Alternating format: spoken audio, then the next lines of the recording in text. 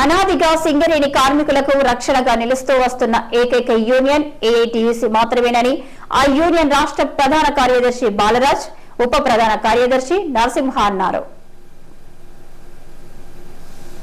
శనివారం మధ్యాహ్నం Godavarikhani press club లో ఏర్పాటు చేసిన మీడియా సమావేశంలో వారు మాట్లాడుతూ అధికారంలో ఉన్నా లేకపోయినా ఏఐటీయూసీ ఏనాడు కార్మికులను వీడి ఉండలేదని అన్నారు. ఆవిర్భావం నుండి అనేక పోరాటాలు చేసి కార్మికులకు 44 చట్టాలను సాధించి పెట్టినట్లు చెప్పారు. ఉద్యమాల ద్వారా సాధించిన హక్కులను కాలరాసేందుకు కేంద్ర ప్రభుత్వం కుట్రలు పన్నుతుందని ఆరోపించారు. సింగరేణి కార్మికులకు న్యాయం జరగాలంటే ఈ ఎన్నికల్లో ఏఐటీయూసీ గెలవాలని సూచించారు. పోరాటాల చరిత్ర గల ఏఐటీయూసీని గెలిపించేందుకు కార్మికులు కూడా సిద్ధమైనట్లు చెప్పారు. ఎన్నికల్లో విజయం సాధిస్తే మేనిఫెస్టోలో పొందుపరిచిన 48 అంశాలను ఏఐటీయూసీ ఖచ్చితంగా అమలు పరుస్తుందని హామీ ఇచ్చారు. ఏఐటీయూసీ ఏర్పడ్డది అక్టోబర్ 31, 2020లో. ఆనాటి నుంచి ఈనాటి వరకు పోరాటాలు ఉద్యమాల ద్వారా కార్మికులు ప్రజల పక్షాన నిలబడి పోరాటాలు ఉద్యమాలు చేస్తున్న సందర్భంలోనే బ్రిటిష్ ప్రభుత్వము భారత ప్రభుత్వం యొక్క మెడలు వంచి ఈ దేశంలో కార్మిక వర్గానికి 44 కార్మిక చట్టాలను సాధించడం జరిగింది.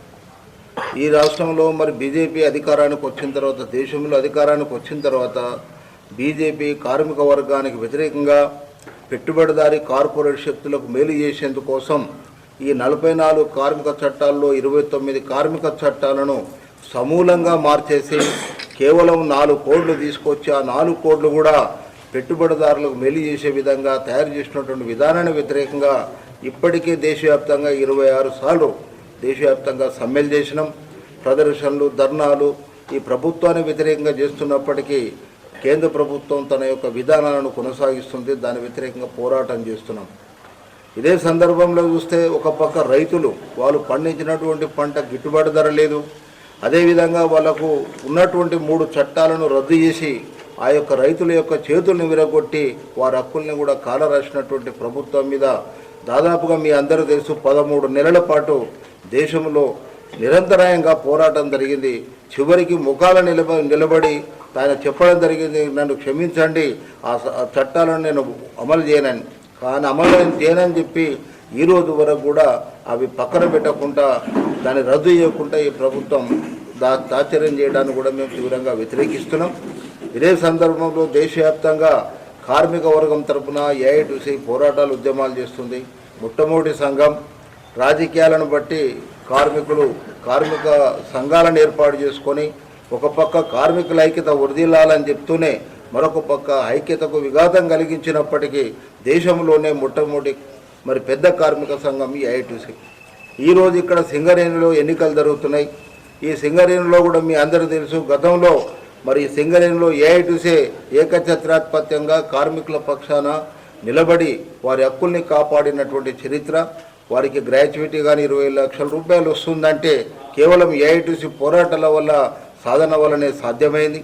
భవిష్యత్తులో కూడా ఈ సింగరేణి కార్మికులు ఎవరైతే ఉన్నారో వారందరికీ రక్షణగా నిలబడేందుకోసం ఈ ఎన్నికల్లో మరి ఏఐటీయూసీని గెలిపించాలని చెప్పేసి మేము కార్మిక వర్గాన్ని కోరుతున్నాం. ఏఐటీయూసీ సింగరేణి కార్మిక వర్కర్స్ యూనియన్ గత అనేక సంవత్సరాలుగా కార్మికుల పక్షాన నిలబడి కార్మికుల సమస్యల పరిష్కారం కోసమే పోరాటం చేస్తున్నటువంటి సంఘం ఏఐటీయూసీ.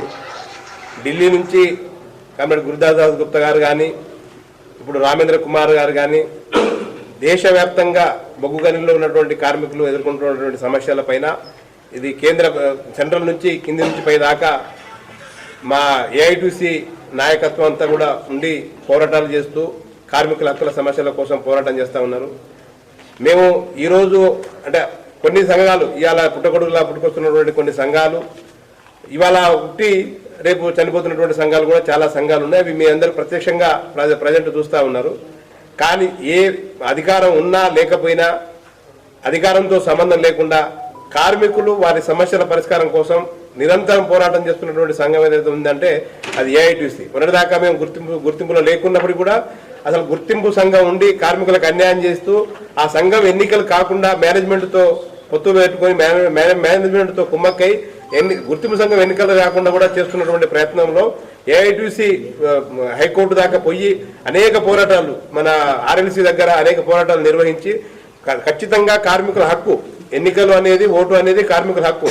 కార్మికులకు హక్కు లేకుండా చేస్తున్నటువంటి సంఘాలను వ్యతిరేకించి ఈరోజు ఎన్నికలు తీసుకొచ్చి కార్మికులకు హక్కుల కోసం, కార్మికుల హక్కుల బహిర్గతం కావడం కోసం, వాళ్ళ సమస్యల పరిష్కారం కోసం ఎన్నికలు నిర్వహిస్తూ భవిష్యత్తులో అట్లా గతంలో ఎట్లయితే పోరాటం చేసి నిర్వహించామో భవిష్యత్తులో కూడా అట్లాగే కార్మికుల సమస్యల కోసం, అంటే అధికారంలో ఉన్నా, మేము గుర్తింపులో ఉన్నా లేకపోయినా ఎప్పుడూ పోరాటం చేస్తూ ఉన్నటువంటి సంఘం ఏఐటీసీ. కార్మికుల సమస్యల కోసం నిరంతరం పోరాటం చేసినటువంటి సంఘం ఏఐటీసీ. వారిని దాన్ని ఆదరించి ఖచ్చితంగా రాబో రోజుల్లో అత్యంత మెజార్టీతో ఏఐటీసీని గెలిపించడం ద్వారా కార్మికులకు దాదాపు 46 రకాల మేనిఫెస్టోలో డిమాండ్స్ పైన మేనిఫెస్టోలో పెట్టడం జరిగింది. వాటన్నిటి పరిష్కారం కోసం ఏఐటీసీ కట్టుబడి ఉంటుంది. వాటి సమస్యల పరిష్కారం కోసం పోరాటం చేయడానికి ఏఐటీసీ సిద్ధంగా ఉంటుంది. కాబట్టి కార్మిక వర్గం ఈ నెల 27 జరిగినటువంటి ఎన్నికల్లో మన నక్షత్రం గుర్తుపైన ఓటు వేసి ఏఐటీసీ కార్మిక సంఘాన్ని గెలిపించాల్సిందిగా వారందరికీ కూడా పేరు పేరున విజ్ఞప్తి చేస్తూ ధన్యవాదాలు. ఇంకా ఈ మీడియా సమావేశంలో ఏఐటీయూసీ నాయకులు కె స్వామి, ఆరెల్లి పోషం, రంగు శ్రీనివాస్, గండి ప్రసాద్, సంఖ్య అశోక్, మాదర మహేష్, వెంకటరెడ్డి, మహేందర్, సతీష్ తదితరులు పాల్గొన్నారు.